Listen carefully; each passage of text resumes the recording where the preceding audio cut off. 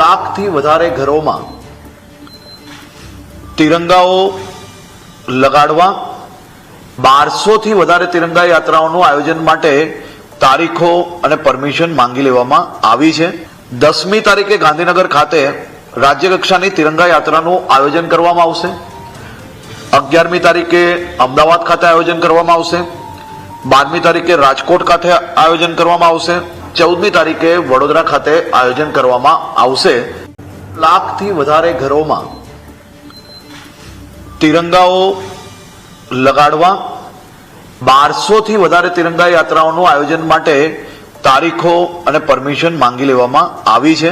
10મી તારીખે ગાંધીનગર ખાતે રાજ્ય કક્ષાની તિરંગા યાત્રાનું આયોજન કરવામાં આવશે।